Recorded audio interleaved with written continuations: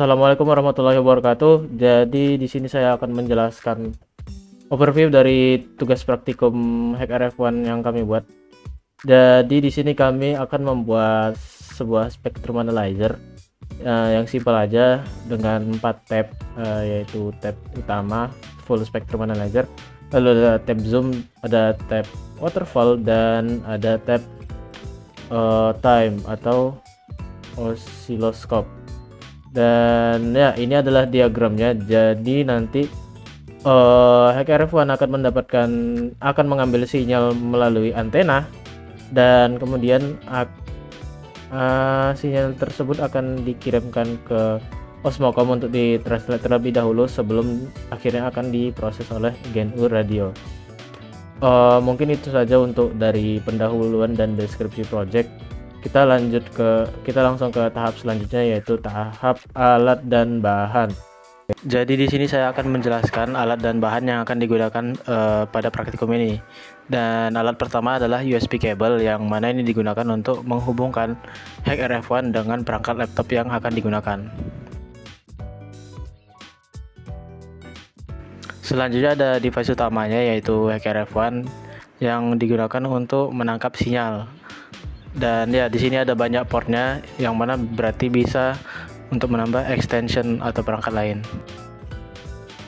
Dan selanjutnya ada antena atau telescopic RF antena yang digunakan untuk mengambil sinyal agar RF-nya bisa menangkap sinyal lebih jauh. Dan selanjutnya di sini kami menggunakan laptop untuk menjalankan software yang dibutuhkan. Lalu untuk software sendiri kami menggunakan GNU Radio dan Osmocom, dan untuk OS-nya kami menggunakan Kali Linux. Osmocom di sini berfungsi untuk mentranslate sinyal dari Hack RF1 agar bisa dibaca oleh GNU Radio, dan hasil dari Osmocom akan diproses oleh GNU Radio dan ditampilkan dalam bentuk UI. Oke, jadi di sini saya akan menjelaskan flow graph yang akan digunakan oleh program kami, dan saya akan mulai menjelaskan dari 4 blok teratas ini. Mulai dari kiri kita punya block options yang digunakan untuk mengatur identitas proyek, seperti title atau judul proyek, pembuatnya, dan ada juga bahasa pemrograman. Selanjutnya di sini ada blok variabel yang digunakan untuk mendefinisikan variabel bernama same rate dengan value 2 MHz. Selanjutnya ada blok Qt GUI tab widget yang berfungsi untuk mendefinisikan tab yang bisa diinteraksikan oleh user melalui GNU Radio yang kami buat nanti. Dan di situ ada 4 tab.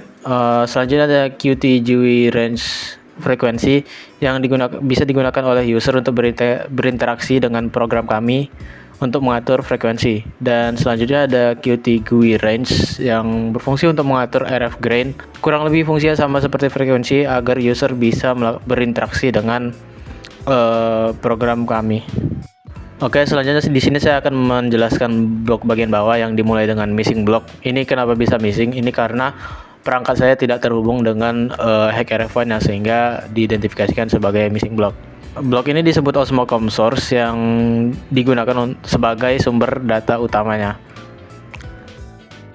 Dan selanjutnya data dari Osmocom source tadi dikirim ke 4 blok, dan kita akan mulai dari rational resampler. Blok ini berfungsi untuk mengubah sample rate dari sinyal dengan rasio 1:20, yang berarti sinyal diperkecil 20 kali. Ini berfungsi untuk zoomnya. Dan selanjutnya data dari situ dikirimkan ke Qt GUI frekuensi sync, yang mana ini untuk menampilkan tab zoom. Selanjutnya di sini ada blok Qt GUI waterfall sync, ini untuk menampilkan data dalam bentuk waterfall. Selanjutnya ada Qt GUI time sync yang digunakan untuk menampilkan data dalam domain waktu. Selanjutnya ada Qt GUI frekuensi sync yang berfungsi sebagai spectrum analyzer utama. Oke, jadi kita di sini sudah masuk tahap implementasi, dan di sini kita mulai dengan menghubungkan Hack RF1 dengan antena yang sudah disiapkan. Dan selanjutnya di sini kita akan menghubungkan Hack RF1-nya menggunakan kabel USB tadi untuk dihubungkan ke laptop yang akan digunakan.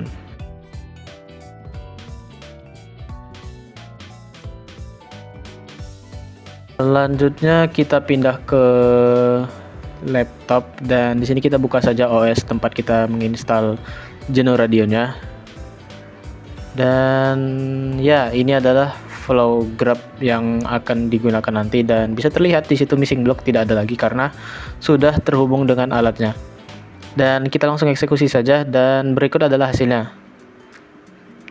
Dan ya, di sini kami berhasil mendapatkan sinyal berhasil terhubung dengan sinyal radio seperti yang bisa didengar. Dan di sini ada 4 tab seperti yang sudah didefinisikan sebelumnya di flow graph-nya, yaitu ada spectrum analyzer, spectrum zoom, waterfall, dan oscilloscope atau time. Dan berikut adalah tampilan masing-masing dari tab tersebut.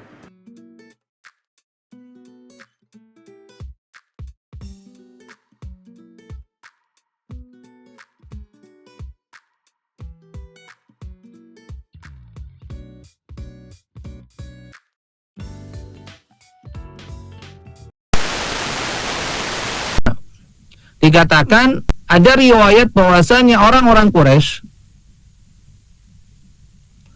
pada masa jahiliyah mereka pernah melakukan dosa besar. Oke, selanjutnya di sini kami mencoba mengkoneksikan dengan radio Batam, yaitu 100,7 Batam FM. Dan berikut adalah hasilnya.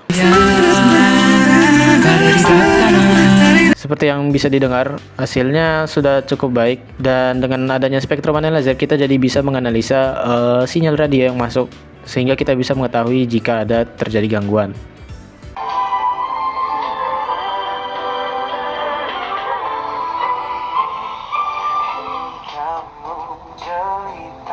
Jelas suaranya.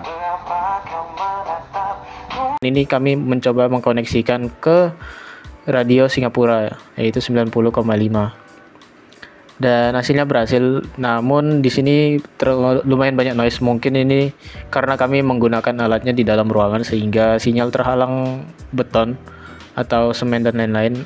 Dan ini adalah usaha teman kami agar agar bisa mendapatkan sinyal dengan jernih.